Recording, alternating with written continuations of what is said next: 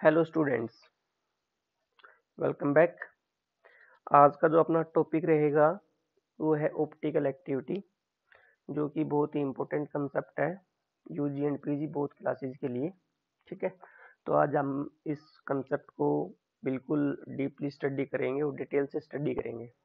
तो देखिएगा, optical activity जो है एक स्टीरियो प्रॉपर्टी है। सबसे पहले अगर मैं बात कहूँ तो स्टीरियो प्रॉपर्टी का मतलब है कि एक ऐसी प्रॉपर्टी है जो डायरेक्टली डिपेंड करती है। ए प्रॉपर्टी है विच directly depend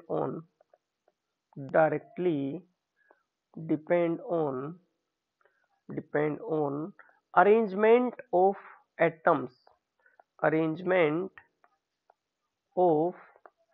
atoms in A molecule. यानी कि किसी मॉलिक्यूल में एटम्स की अरेंजमेंट किस वे में है, उस अरेंजमेंट के ऊपर यह प्रॉपर्टी क्या करती है, मेनली डिपेंड करती है। अब सबसे पहला जो क्वेश्चन इसमें आता है वो ये बनता है, भाई ऑप्टिकल एक्टिविटी प्रॉपर्टी होती क्या है। What is optical property. ठीक है, तो हम इस प्रॉपर्टी को बिल्कुल ही डिटेल में स्टडी करेंगे, तो बने रहिएगा। और जो भी लोग नए कनेक्ट हुए हैं वो प्लीज चैनल को सब्सक्राइब, और वीडियो यदि अच्छी लगे तो लास्ट में कमेंट और लाइक जरूर कर देना। ठीक है, तो देखो इसमें मेनली आपको मैं एक इंस्ट्रूमेंट के बारे में बताने जा रहा हूं आज, जो कि है पोलेरीमीटर। यह एक इंस्ट्रूमेंट है। This is an instrument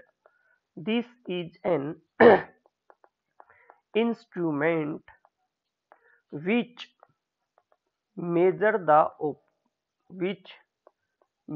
the optical property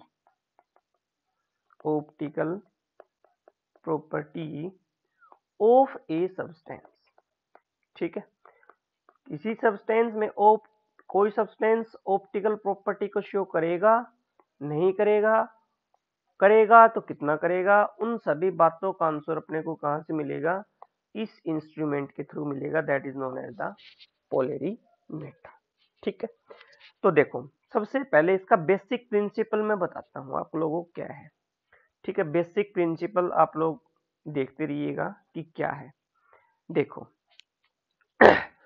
सबसे पहले अपने पास होता है एक source, that is the source of white light. अब जो सोर्स है व्हाइट लाइट का, कोई भी एक एनी सब्सटेंस है या रेडियो एक्टिव सब्सटेंस है या कोई ऐसा सब्सटेंस है जो व्हाइट लाइट वहां से अपने को प्रोवाइड कर रहे हैं, चाहे वो सोडियम लैंप हो सकता है या मर्करी लैंप हो सकता है, इट मे बी एनी। ठीक है, दैट इज क्या, सोर्स है व्हाइट लाइट का।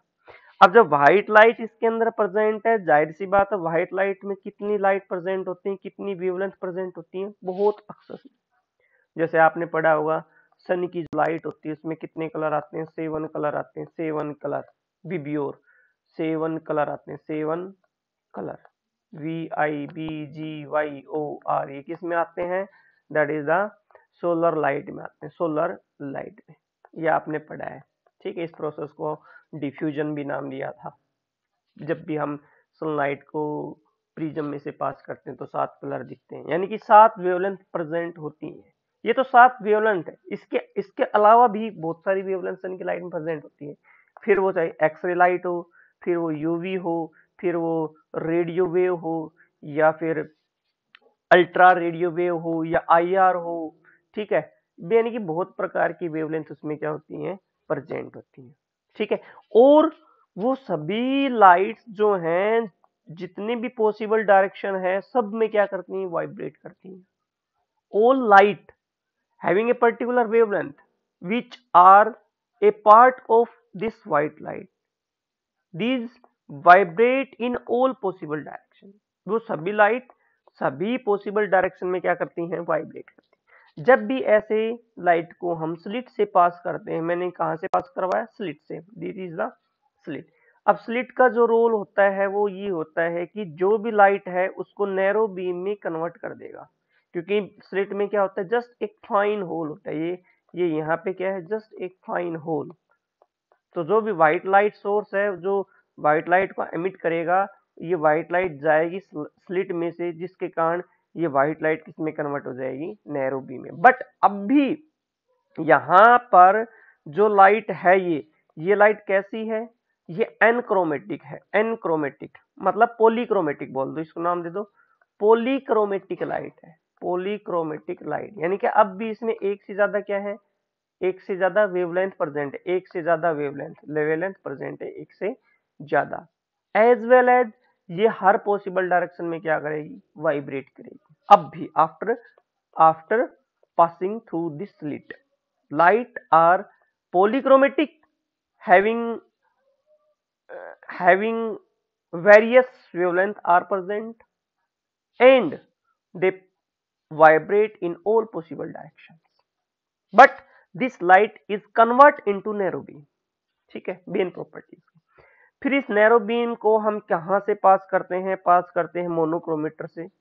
मोनोक्रोमीटर एक इंस्ट्रूमेंट होता है जो कि किसी भी लाइट को किस में कन्वर्ट कर देगा, मोनोक्रोमेटिक लाइट में कन्वर्ट कर देगा। किस में कन्वर्ट कर देगा, मोनोक्रोमेटिक लाइट। मतलब जब ये जो लाइट है, दिस लाइट को मैंने क्या नाम दिया, दिस नाम दिया polychromatic light. Polychromatic light, polychromatic light जिसके अंदर वेरियस वेवलेंथ क्या है, प्रेजेंट है। Various wavelength are present. ठीक है, बट यहां पे ये क्या है, but this is a narrow beam. This is a narrow beam. ठीक है, दिस लाइट को जब हम मोनोक्रोमीटर से पास करते हैं तो ये पॉलीक्रोमेटिक लाइट कन्वर्ट हो जाती है मोनोक्रोमेटिक में।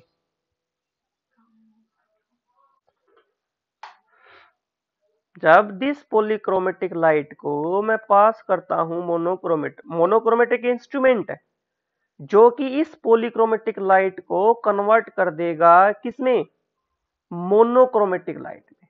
यानी कि अब ये जो लाइट आ रही है, this light is known as the monochromatic light, MCL, monochromatic light. But ये मोनोक्रोमेटिक लाइट अब भी क्या कर रही है, ऑल पॉसिबल डायरेक्शन में वाइब्रेट कर रही है। यानी कि अब भी फिलहाल क्या है, अनपोलराइज्ड है। अनपोलराइज्ड का मतलब जितने भी पॉसिबल डायरेक्शन है उन सभी में वो अब भी क्या कर रही है, वाइब्रेट कर रही है। बट यहाँ वेवलेंथ इस लाइट की सिंगल रह गई। यहाँ एक से ज्यादा वेवलेंथ प्रेजेंट थी, बट यहाँ सिंगल वेवलेंथ प्रेजेंट, जो कि मोनोक्रोमेटिक लाइट मैंने उसको नाम दिया। बट यहाँ ये अनपोलराइज्ड। अब इसको मैं पास करता हूं किसमें से, इसको मैं पास करता हूं एक अपने पास निकोल प्रिज्म होता है। This is known as the Nicol prism. ठीक है, this is known as the Nicol prism. Nicol prism. और यहां पे इस निकोल प्रिज्म को मैंने नाम दिया एक एक्स्ट्रा पोलराइजर। पोलराइजर का काम का क्या है, अच्छा पोलराइजर का काम ये है कि जब भी मोनोक्रोमेटिक लाइट इस निकोल प्रिज्म पे इंसिडेंट होगा तो ये क्या करेगा, मोनोक्रोमेटिक जो कि अनपोलराइज थी उसको किस में कन्वर्ट कर देगा, प्लेन पोलराइज में। बट अब भी ये क्या है, अब भी ये मोनोक्रोमेटिक है। मोनोक्रोमेटिक तो है ही, बट इसने क्या किया, अनपोलराइज्ड को पोलराइज में कन्वर्ट कर दिया। यानी कि यहां पर लाइट ऑल पॉसिबल डायरेक्शन में क्या कर रही थी, वाइब्रेट कर रही थी। But this light after passing through Nicol prism, this can vibrate in only one direction. ठीक है, ये यही बात हमने लिख रखी है। Nicol prism convert monochromatic and unpolarised light into plane polarised light. इसका मतलब क्या है कि वो लाइट एक ऐसी लाइट जो वाइब्रेट करे ओनली वन डायरेक्शन में। ठीक है, this light is known as the plane polarised light. तो कई बार ये क्वेश्चन आ जाता है कि डिफाइन प्लेन पोलराइज्ड लाइट। तो those light which vibrate, those monochromatic light which vibrate in only one direction is known as the plane polarised light. अच्छा, इस निकोल प्रिज्म में खास प्रॉपर्टी क्या है, नाम तो दिया पोलराइजर, क्योंकि इसने क्या किया, अनपोलराइज्ड लाइट को पोलराइज में कन्वर्ट कर दिया। ठीक है, बट इसकी पोजीशन फिक्स रहेगी, इसकी पोजीशन पोलरीमीटर में फिक्स रहेगी, ये रोटेट नहीं करेगा। This can not be rotated. अब यहां पे बात आती है, अब जब मैं ये प्लेन पोलराइज्ड लाइट को किसी सैंपल में डालूं, ये क्या है, अपने पास एक सैंपल ट्यूब है जिसके अंदर ये क्या प्रेजेंट है, दैट इज द सैंपल। जिस भी सैंपल की ऑप्टिकल प्रॉपर्टी अपने को मेजर करनी है वो सैंपल यहाँ पे क्या है, प्रेजेंट।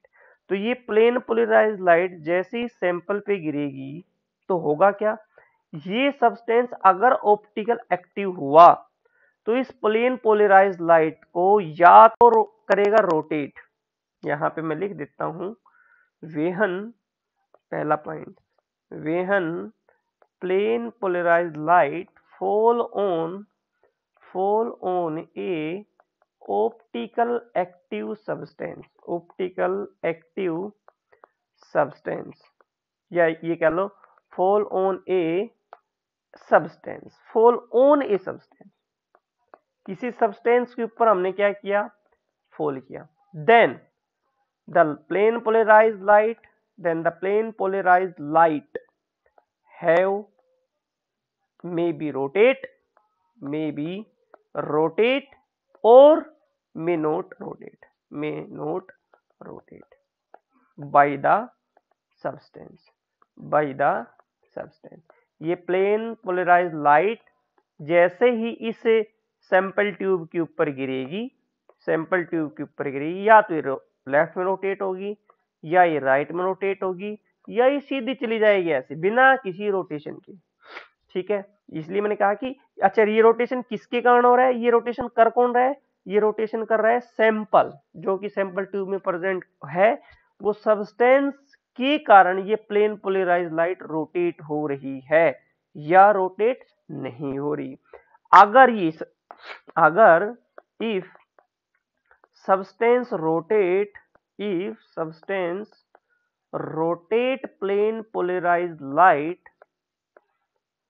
towards right या clockwise या right side, then the substance is an optical active substance known as dextrorotatory का नाम है ऑप्टिकल आइसोमर है। Dextrorotatory is an optical isomer substance, यानी कि अगर अपने पास कोई डेक्स्ट्रोरोटेटरी आइसोमर है किसी सब्सटेंस का, इट मींस उस सब्सटेंस का वो आइसोमर प्लेन पोलराइज्ड लाइट को किस साइड रोटेट करेगा, राइट साइड रोटेट करेगा। इसको किससे रिप्रेजेंट करते हैं, डी से रिप्रेजेंटेशन करते हैं, डी से। बट यदि आपका substance substance rotate plane polarized light towards left side, then this substance is also known as optical active, also called optical active, but कौन सा ऑप्टिकल, known as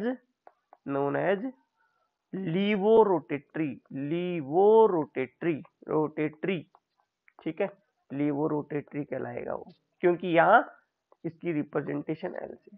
यदि प्लेन पोलराइज्ड लाइट लेफ्ट में rotate हो रही है तो वो rotatory, और यदि प्लेन पोलराइज्ड लाइट सब्सटेंस के द्वारा राइट साइड रोटेट हो रही है, इट मींस डेक्स्ट्रोरोटेटरी। तो ये डेक्स्ट्रोरोटेटरी, लिवोरोटेटरी है क्या, these are known as the optical isomer।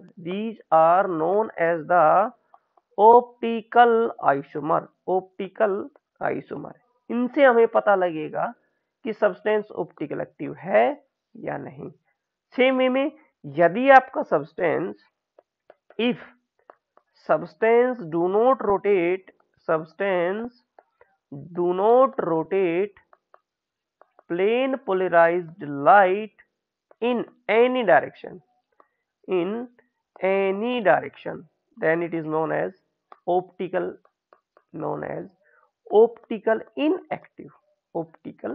inactive substance। Okay, clear. यानी कि आपके पास जो भी सैंपल ट्यूब में आपके पास सैंपल प्रेजेंट होगा, दिस इज क्या है, that is your substance, sample, substance बोल दो या सैंपल बोल दो। अगर इस सैंपल के द्वारा प्लेन पोलराइज लाइट लेफ्ट में रोटेट हो रही है तो लीवो रोटेटरी, तो अगर लेफ्ट में रोटेट होगा तो लीवो रोटेटरी, और अगर राइट में रोटेट होगा इट मींस डेक्स्ट्रो रोटेटरी। और ये सैंपल क्या कहलाएगा, ऑप्टिकल एक्टिव सैंपल। ठीक है, क्लियर। तो ये प्रॉपर्टी को अपन क्या बोलते हैं, इस पूरी फिनोमेना को बोलते हैं ऑप्टिकल एक्टिविटी। ठीक है, और इस सब्सटेंस को क्या बोलेंगे, ऑप्टिकल एक्टिव सब्सटेंस। तो ये है आपकी ऑप्टिकल प्रॉपर्टी, क्या कि अगर कोई substance, if any substance rotate the plane polarised light in any direction then that substance is known as optical active. इसके दो आइसोमर है, या तो प्लेन पोलराइज्ड लेफ्ट में रोटेट होगा या फिर राइट में रोटेट होगा। अगर लेफ्ट में रोटेट हो रहा है तो लीवोरेटरी, राइट में रोटेट हो रहा है तो डेक्स्ट्रोरेटरी। Okay, clear. अच्छा, अब क्वेश्चन आया भाई रोटेट तो हो रहा है पर किस एंगल पे, तो जिस एंगल पे प्लेन पोलराइज्ड लाइट रोटेट की जा रही है उस सैंपल के द्वारा, that angle is known as the angle of rotation, that is known as the angle of rotation. तो यहां की और definition I angle of rotation, क्या, the angle at which, the angle at which plane polarized light rotate known as the angle of rotation। Clear बात, ठीक है। अच्छा, अब ये angle of rotation it may be clockwise, मतलब right side, it may be anticlockwise, बोले तो left side. अब किस डायरेक्शन में होगा डिपेंड करेगा। अब ये एंगल ऑफ रोटेशन हम किससे मेजर करेंगे, किसी अनोदर इंस्ट्रूमेंट से। उस इंस्ट्रूमेंट का क्या नाम है, that is the circular scale, that is the circular scale, जो कि इस पोलरीमीटर में कनेक्टेड है। ठीक है, और इस सर्कुलर स्केल से कौन कनेक्ट होगा, आपका दूसरा निकोल प्रिज्म, जिसको आप क्या नाम दे रहे हो, एनालाइजर, जिसकी पोजीशन फिक्स नहीं है, रोटेट करता रहेगा। अच्छा, कैसे मेजर करेंगे, देखो एंगल ऑफ रोटेशन, चलो देखते हैं। पहले हमने क्या लिया, इस सैंपल ट्यूब को बिल्कुल खाली कर दिया। हमने क्या किया, इस सैंपल ट्यूब को बिल्कुल ही खाली कर दिया। ये लो, दोबारा बना लेंगे सैंपल ट्यूब। ये सैंपल ट्यूब क्या हो गई, बिल्कुल खाली है। ठीक है, ठीक है, जैसे ही खाली है तो प्लेन पोलराइज्ड लाइट आई आएगी तो यहाँ गिरेगी, यहाँ गिरेगी तो हम आई की हेल्प से उसको देख लेंगे। तो our path will be visible, इस बात ध्यान रखना, our path will be visible. तो हमें क्या करना है, उस पाथ को बिल्कुल डार्क बनाना है। जब तक डार्क नहीं होगा तब तक इस निकोल प्रिज्म को मैं क्या करता रहूंगा, रोटेट करता रहूंगा, रोटेशन। ठीक है, सर्कुलर स्केल की हेल्प से इसको रोटेट करता रहा। अब किस एंगल पे इसको रोटेशन, कितना एंगल पे हमने इसको रोटेशन किया, ताकि जो पाथ विजिबल शो हो रहा था, जो पाथ विजिबल शो हो रहा था वो पाथ क्या हो जाए, बिल्कुल ही डार्क में दिखे। तो वो एंगल आप क्या कर लो, मेजर। ठीक है, यानी कि क्या है, यहां मैं लिख देता हूं, मेंशन कर देता हूं, क्या मेंशन कर देता हूं, क्या, इफ इनिशियली, इफ नहीं initially we take sample tube vacuum, we take sample tube empty। ठीक है, empty ली मैंने, then we fall plane polarized light in that given sample tube, we see through analyzer, बोले तो आपका क्या, second Nicol prism number second, the path become visible, the path seen visible, the path seen visible. ठीक है, now I have to rotate, now we have to rotate the analyzer to become path of become नहीं, क्या कह रहा हूं मैं, now we have rotate the analyzer until the path become dark rotate at a particular angle and particular angle। ठीक है, until कब तक रोटेट करना है, कब तक किस एंगल पर रोटेशन करना है, जब तक कि until the path become complete dark, the path become completely dark। जब तक कि आपका पाथ बिल्कुल डार्क नहीं हो जाए तब तक हमें उसको क्या करते रहना है, रोटेट करते रहना है। तो हमने प्लेन पोलराइज डाली, अब सैंपल प्रेजेंट है नहीं तो प्लेन पोलराइज लाइट सीधी गई। हमने आई की हेल्प से और निकोल प्रिज्म की हेल्प से इसको देखा तो पाथ बिल्कुल विजिबल दिखा। ठीक है, विजिबल दिख गया, कोई बात नहीं।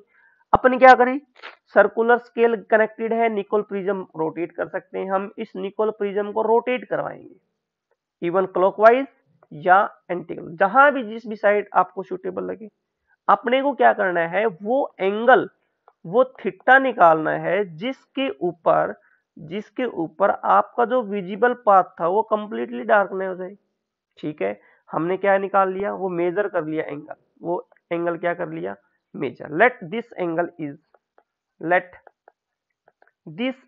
Is theta, let this angle is theta. Okay, now अब आप क्या करो, अब आप इस सैंपल ट्यूब में आप अपना सैंपल भरो। ये लो, हमने क्या कर दिया, कोई सैंपल भर दिया। अब सैंपल कैसा है, ऑप्टिकल एक्टिव। यहां पे क्या कर दिया, हमने सैंपल भर दिया। ठीक है, यहां पे क्या भर दिया हमने, sample. Fill this tube with a optical active substance. ठीक है, हमने ऑप्टिकल एक्टिव सब्सटेंस इसको क्या कर दिया, फिल। अब जैसे ही ऑप्टिकल एक्टिव सब्सटेंस से फिल करूंगा लाइट सीधी तो जाएगी नहीं, क्यों, क्योंकि इसकी खास प्रॉपर्टी सब्सटेंस की कि वो प्लेन पोलराइज लाइट को रोटेट करे। रोटेट में भी हो सकते, पॉजिटिव में हो सकते, नेगेटिव में हो, इट मे बी। ठीक है, तो हम क्या कहेंगे कि जैसे ही हम ऑप्टिकल एक्टिव सब्सटेंस डालेंगे तो जिस एंगल पे अपना पाथ डार्क हो गया था अब वो फिर से क्या दिखाई देगा, विजिबल दिखाई देने लगेगा। मैं क्या कह रहा हूं, now we fill the sample tube with an optical active substance। ठीक है, ओके। now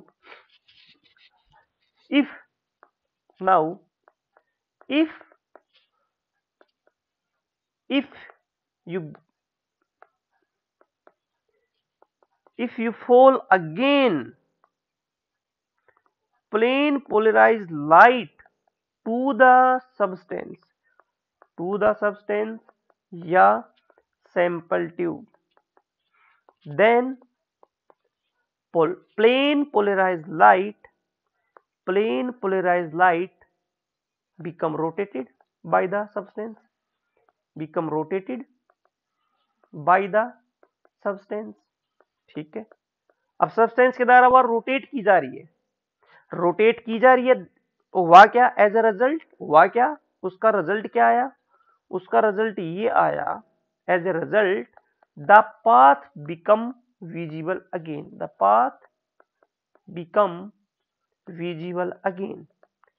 visible again. आपने क्या था, फिर से बता देता हूं। आपने स्टार्टिंग में बिल्कुल खाली रखा, थीटा यहाँ पे जब ये खाली था लाइट सीधी जा रही थी, पाथ विजिबल था। आपने सर्कुलर स्केल को रोटेट किया, किस एंगल पे, थीटा एंगल पे जैसे रोटेट किया जो पाथ था वो बिल्कुल डार्क हो गया था। ठीक है, थीटा एंगल हमने मेजर कर लिया यूजिंग द सर्कुलर स्केल। अब सर्कुलर स्केल तो फिक्स है थीटा के ऊपर, बट हमने क्या किया, अब की बार ऑप्टिकल एक्टिव सब्सटेंस इसमें क्या कर दिया, सैंपल ट्यूब में फिल कर दिया और प्लेन पोलराइज लाइट डाली, तो ये लाइट को क्या करेगा, रोटेट करा देगा, आइदर राइट साइड या आइदर लेफ्ट साइड। तो अब उसी थीटा एंगल जहां पर ये सैंपल ट्यूब खाली था, इस थीटा एंगल पे पाथ क्या था, बिल्कुल डार्क, बट जैसे ही सैंपल ट्यूब को हमने ऑप्टिकल एक्टिव सब्सटेंस फिलअप किया, तो इस थीटा एंगल के ऊपर पाथ दोबारा से क्या हो गया, विजिबल। अब दोबारा से विजिबल हो गया तो हमें दोबारा से इस सर्कुलर स्केल को और इस एनालाइजर को, निकोल प्रिज्म सेकंड को रोटेट करना पड़ेगा, ताकि अपना जो पाथ है दोबारा क्या हो जाए, डार्क। ठीक है, इट बिकम, क्या कह रहा है ये, visible again. Now visible again है तो क्या करना पड़ेगा, now we have to rotate the circular scale या rotate the analyzer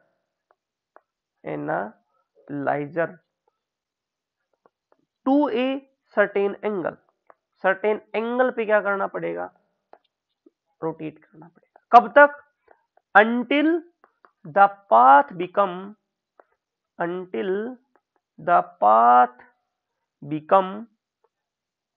completely dark again, जब तक कि पाथ दोबारा से बिल्कुल डार्क न हो जाए तब तक उसको रोटेट करना है। Let's this angle is theta 1, मान लिया वो एंगल कितना है, थीटा 1। ठीक है, पहले थीटा एंगल के ऊपर डार्कनेस आई थी जब आपका जो सैंपल ट्यूब था वो क्या था, बिल्कुल ही खाली, एम्प्टी था। जब आपका सैंपल ट्यूब एम्प्टी था तो आपने रोटेट करवाया था थीटा एंगल के ऊपर, वो बिल्कुल डार्क हो गया था। बट जैसे ही आपने सैंपल फिलअप किया प्लेन पोलराइज लाइट रोटेट हुई, पाथ दोबारा से विजिबल हुआ, दोबारा से आपने एनालाइजर को रोटेट किया, जिसके कारण आपका जो थीटा है कुछ सर्टेन थीटा आया, जिसपे दोबारा से डार्कनेस शो हुई। तो इन दोनों एंगल्स का डिफरेंस, यानी कि द डिफरेंस कौन सा, थीटा 1 माइनस थीटा, अगर आपका पॉजिटिव में आता है then it will be dextrorotatory. इसको किससे रिप्रेजेंट करोगे, रोटेटरी, डी से या किससे रोटेट करोगे, पॉजिटिव से रोटेट करोगे। बट यदि आपका थीटा 1 माइनस थीटा की वैल्यू नेगेटिव में आती है then it will be laevorotatory. इसको किससे रिप्रेजेंट करोगे, एल से या नेगेटिव से। हो गए ना शो। तो यही अपने को क्या करना था, मेजर करना था यूजिंग दिस पोलरीमीटर। यही है प्रिंसिपल पोलरीमीटर का कंप्लीट प्रिंसिपल पोलरीमीटर।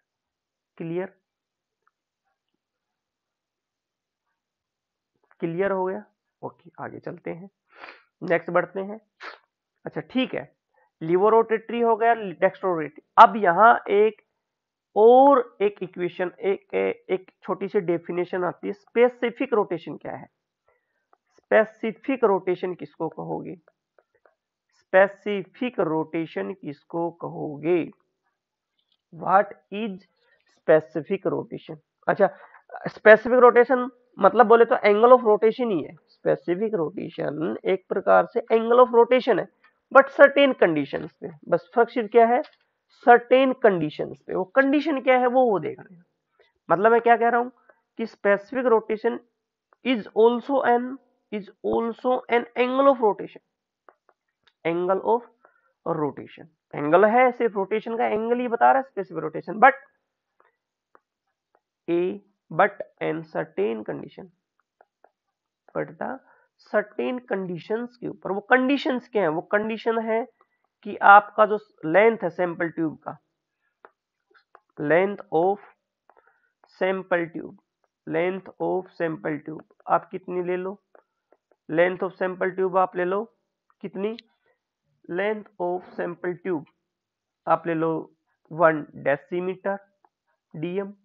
ठीक है, आपकी जो कंसंट्रेशन है सैंपल का, कंसंट्रेशन ऑफ सैंपल कितना ले लो, 1 ग्राम पर सीसी ले लो, 1 ग्राम पर सीसी। ये कुछ कंडीशंस हैं, length of tube, sample tube आपकी 1 डेसीमीटर, और आपका जो कंसंट्रेशन है वो कितना है 1 ग्राम पर सीसी, या इसको आप ये भी कह सकते हो 1 ग्राम पर ml है।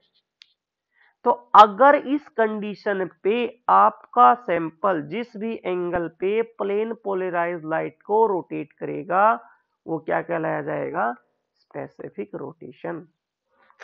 बोले तो स्पेसिफिक रोटेशन क्या है, this is an angle of rotation by an 1 gram per ml substance present in 1 gram substance present in 1 decimeter sample tube in length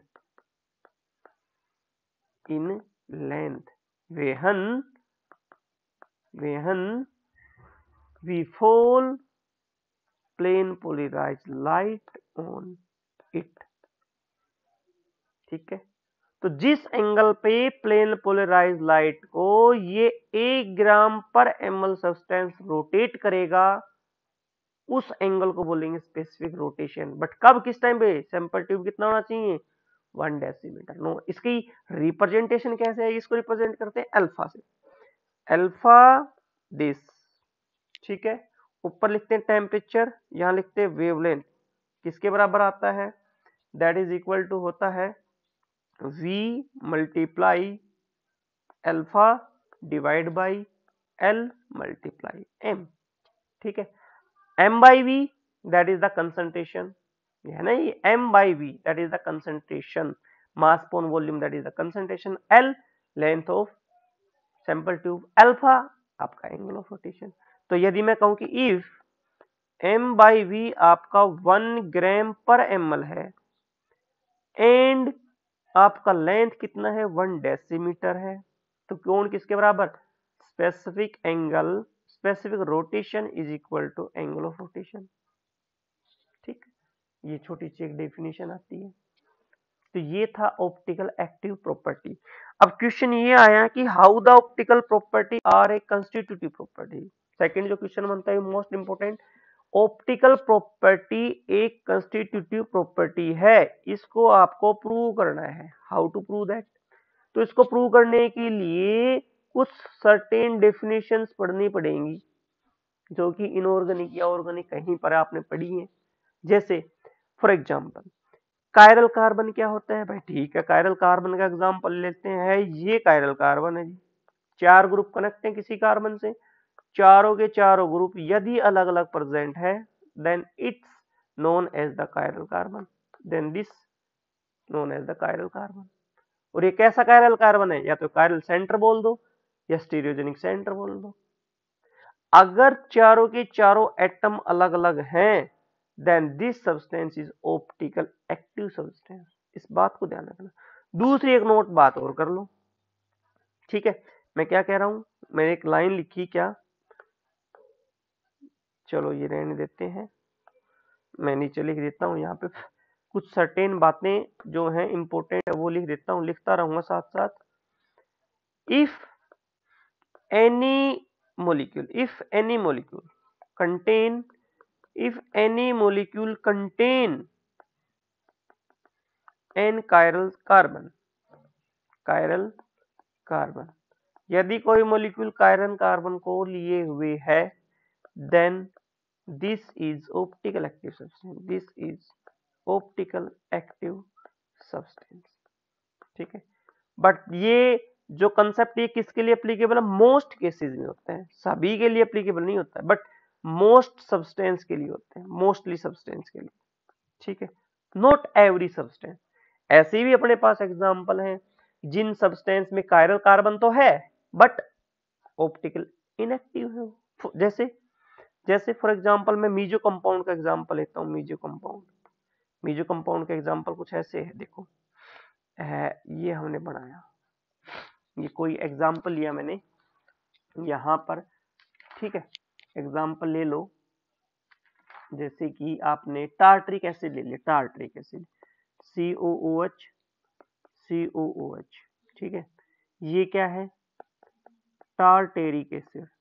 okay, ये OH लगा दो, ये OH लगा दो, ये H लगा दो, ये H लगा दो। या एक और ले लो, टार्टरिक एसिड की दूसरी फॉर्म क्या है, ये है OH यहाँ, H यहाँ, अब की बार OH यहाँ, H यहाँ, COH COH, ठीक है, ये भी क्या है, टार्टेरिक एसिड।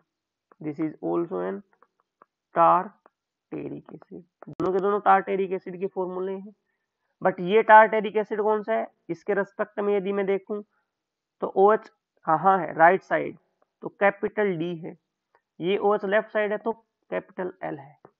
रिलेटिव कॉन्फिगरेशन बोलते हैं इसको स्टीरियोकेमिस्ट्री में, रिलेटिव कॉन्फिगरेशन ग्लाइकोल के रेस्पेक्ट में। तो जो आपका डी टार्टेरिक एसिड है, डी टार्टेरिक एसिड है, कौन सा tartaric acid, D, that is the D tartaric, और ये L। तो आपका जो डी टार्टेरिक एसिड है उसमें क्या है, प्लेन ऑफ सिमेट्री प्रेजेंट है भाई, प्लेन ऑफ सिमेट्री प्रेजेंट है, कैसे, OH OH H H COH COH, plane of symmetry क्या है, प्रेजेंट। ऐसे मैं रिप्रेजेंट कर देता हूं आपकी प्लेन ऑफ सिमेट्री, ये लो, प्लेन ऑफ सिमेट्री क्या है, प्रेजेंट, यानी कि in this plane of symmetry, plane of symmetry are present, ठीक है। प्लेन ऑफ सिमेट्री प्रेजेंट होने से अब यहाँ पे दो कायरल कार्बन है, एक तो ये वाला स्टार और एक दिस वन स्टार। ये स्टार किसको रिप्रेजेंट करेगा, कायरल कार्बन को। अब इस मॉलिक्यूल में कायरल कार्बन तो है, बट पूरा मॉलिक्यूल ऑप्टिकल। अब इसमें एक खास बात और, इस टार्टेरिक एसिड का जो निचला पार्ट है वो अपने आप में ऑप्टिकल है। मतलब मैं क्या कह रहा हूं, इस पोर्शन का मैं अलग कलर ले लेता हूं, मेंशन कर लेता हूं ताकि आप लोग कंफ्यूज न हो। इस पोर्शन का नहीं, दूसरा कलर लेते हैं, नहीं चलेगा काम, ग्रीन ले लेता हूं। ये जो पोर्शन है ये अपने आप में ऑप्टिकल एक्टिव है, ये वाला पोर्शन है ये अपने आप में ऑप्टिकल एक्टिव है, ठीक है, दोनों अपने आप में ऑप्टिकल एक्टिव है। बट पूरा मॉलिक्यूल कैसा है, ऑप्टिकली इनएक्टिव है। क्यों, क्योंकि नीचे वाले पोर्शन की ऑप्टिकल एक्टिविटी को ऊपर वाले पोर्शन ने खत्म कर दिया। जिस एंगल पे नीचे वाला पोर्शन प्लेन पोलराइज लाइट को रोटेट कर रहा था, उसी एंगल पे same angle but opposite direction में ऊपर वाला क्या करेगा, प्लेन पोलराइज लाइट को रोटेट। जैसे मान लो आपका थीटा था, इसने क्या, आपका थीटा 90 डिग्री पर डार्कनेस थी, नीचे वाला ने क्या किया, 120 पे शो किया, यानी कि 30 डिग्री का डिफरेंस किया। बट ऊपर वाला क्या करेगा, 120 से वापस 30 पे आएगा, माइनस में आएगा, तो नेट रिजल्ट कितना मिला, एज इट इज 90। इसका मतलब क्या है, नीचे वाले पोर्शन ने ऊपर वाले पोर्शन की ऑप्टिकल एक्टिविटी को खत्म कर दिया। जिस एंगल पे नीचे वाला पोर्शन प्लेन पोलराइज लाइट को रोटेट कर रहा था, उसका just equal and opposite direction में कौन रोटेट करेगा, ऊपर वाला। खत्म हो गई ऑप्टिकल एक्टिविटी। अब कायरल कार्बन तो प्रेजेंट है दो, बट फिर भी पूरा मॉलिक्यूल क्या है, optical inactive, due to presence of this plane of symmetry, and the optical activeness is cancelled by half of these two parts of that molecule. That's why this compound is known as the meso compound, and this phenomena is known as the internal compensation. क्या नाम दोगे इसको, internal compensation. Internal compensation means that phenomena by which a molecule is optical inactive, as well it contain two or more chiral carbon, ठीक है। या फिर optical activity is cancelled by half of molecule, the optical activity of half of molecule is cancelled by another half of molecule, ठीक है, clear. ये है internal compensation. अच्छा, अब इनइंचुमर क्या होगा, चलो ठीक है, एक SN1 की रिएक्शन पड़ी थी, जैसे फॉर एग्जांपल मैं एग्जांपल लेता हूँ, एक SN1 का ही एग्जांपल लेता हूँ, बहुत ही बेहतरीन एग्जांपल है, आप देखना। SN1 कुछ ऐसे थी, SN nucleic substitution reaction of order first, यहाँ पे कुछ ऐसा था, दैट इज दिस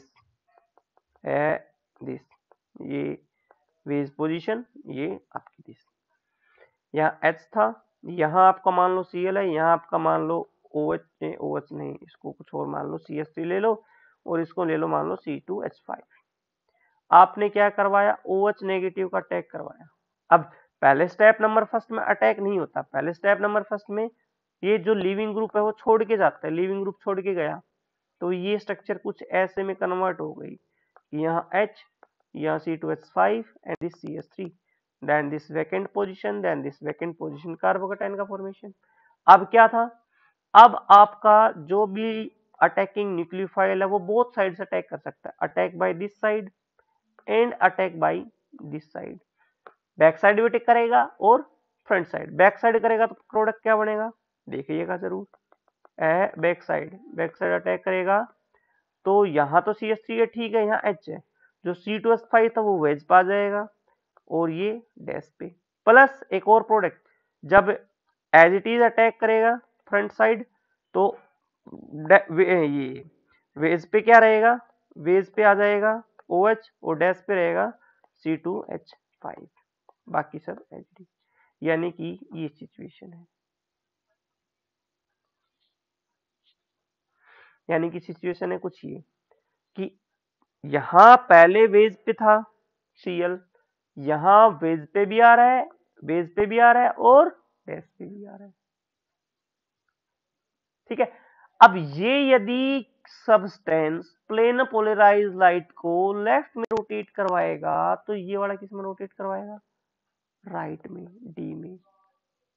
इसलिए इन दोनों सब्सटेंस को आपस में क्या नाम दूंगा, इनेंशियोमर, इनेंशियोमर। इनकी कॉन्फिगरेशन जस्ट अलग हो गई, जैसे स्टीरियोकेमिस्ट्री में आप यदि इनकी स्टीरियोकेमिस्ट्री के अकॉर्डिंग यदि इनकी कॉन्फिगरेशन निकालो तो इनकी कॉन्फिगरेशन कुछ इस प्रकार से निकलेगी 1 2 3 4 यू, ठीक है, 1 2 3 4।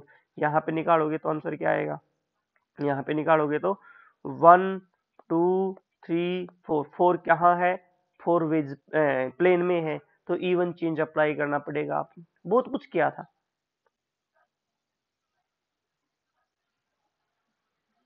यदि आप इसको इसमें कन्वर्ट करोगे तो देखो वेज डैश में कन्वर्ट करते हैं, फोर्थ पोजीशन ये वाली थर्ड पोजीशन, तो 2 वाली पोजीशन यहाँ, 1 वाली पोजीशन यहाँ। अब वर्टिकल है, आंसर एज इट इज रहेगा, यानी कि 1 2 1 3, दैट इज द क्या आया, क्लॉकवाइज आर, तो इसकी जस्ट अपोजिट आएगी, देखना यहाँ 4 है, यहाँ 3 है, अब की बार यहाँ कौन आएगा 1 और यहाँ कौन आएगा 2, यानी कि रोटेशन अब की बार ऐसे है, एस कॉन्फिगरेशन। तो ये आर है तो ये एस है, ये यदि प्लेन पोलराइज आए तो लेफ्ट में रोटेट कराएगा तो ये वाला किस कहाँ कराएगा, राइट में।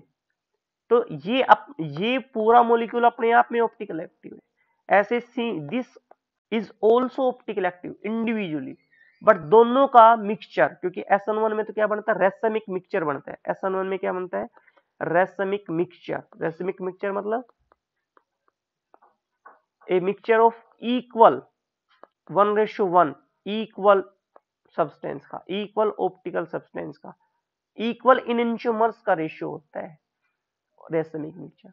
तो जैसे ही इस मिक्सचर में आएंगे आर और एस वाला कॉन्फिगरेशन वाला, तो क्या करेगा, ये जिस भी एंगल पर रोटेशन कराएगा प्लेन पोलराइज लाइट को, उसका जस्ट इक्वल अपोजिट डायरेक्शन में कौन करेगा, दिस।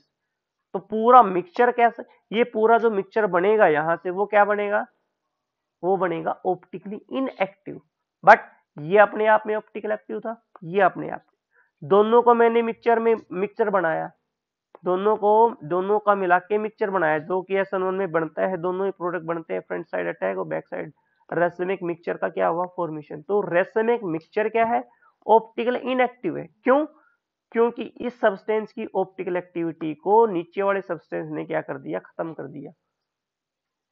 तो ये क्या हुआ, ये कौन सा कंपनसेशन हो, ये हुआ एक्सटर्नल कंपनसेशन, कौन सा, एक्सटर्नल कंपनसेशन, एक्सटर्नल कंपनसेशन, ठीक है। यानी कि एक्सटर्नल कंपनसेशन मतलब optical activeness is cancelled by another molecule known as the external compensation. But optical activeness is cancelled by own molecule, या कहो कि own part of molecule known as the internal compensation. जैसे meso compound में क्या था, molecule एक ही है but molecule का एक पोर्शन दूसरे पोर्शन की ऑप्टिकल एक्टिविटी को खत्म कर रहा है, जिसके कारण पूरा मॉलिक्यूल ऑप्टिकल इनएक्टिव। तो this is known as the internal compensation and compound known as the meso compound. But यहाँ आपके पास दो अलग अलग सब्सटेंस थे। अब ये प्लेन पोलराइज लाइट को लेफ्ट में है तो ये राइट में रोटेट करवा राइट में, तो these are known as the enantiomer, these are known as the enantiomer. ठीक है, दोनों का मैंने क्या बनाया, मिक्सचर बनाया इक्वल अमाउंट में। ये यदि 1 मोल लिया तो ये भी मैंने 1 मोल लिया, ये यदि 2 मोल लिया तो ये भी मैंने कितना मोल लिया, 2 मोल, इक्वल कंटेंट में यदि मिक्सचर बनाया तो उस मिक्सचर को क्या नाम दिया, रेसमिक मिक्सचर। अब ये अपने आप में ऑप्टिकल एक्टिव था, ये अपने आप में ऑप्टिकल एक्टिव था, बट दोनों का जैसे मिक्सचर बनाया तो टोटल क्या बनाया, ऑप्टिकली इनएक्टिव। क्यों, क्योंकि इस वाले की ऑप्टिकल एक्टिविटी को नीचे वाले ने क्या कर दिया, खत्म। इन सभी बातों से एक ही आंसर निकलता है कि ऑप्टिकल जो एक्टिव प्रॉपर्टी है वो डायरेक्टली डिपेंड करती है मॉलिक्यूल की अरेंजमेंट कैसे है। जैसे कि ये हमें मेंशन भी कर रखा है मैंने, ये जो एल टार्टेरिक है ये क्या है, optical active, but this one क्या है, दिस फॉर्म क्या है, ऑप्टिकली इनएक्टिव, क्योंकि यहाँ अरेंजमेंट क्या हुई, जस्ट चेंज हो गई। ठीक है, तो ये थे कुछ क्वेश्चंस पूरी ऑप्टिकल प्रॉपर्टी। आई होप कि आप लोगों को समझ में आए होंगे। ठीक है, तो अगली नेक्स्ट वीडियो में आपके लिए कोई ऐसा ही अनदर प्रॉपर्टी, फिजिकल प्रॉपर्टी में लेके आऊंगा। तब तक चैनल के साथ बने रहिएगा। Okay, thank you so much.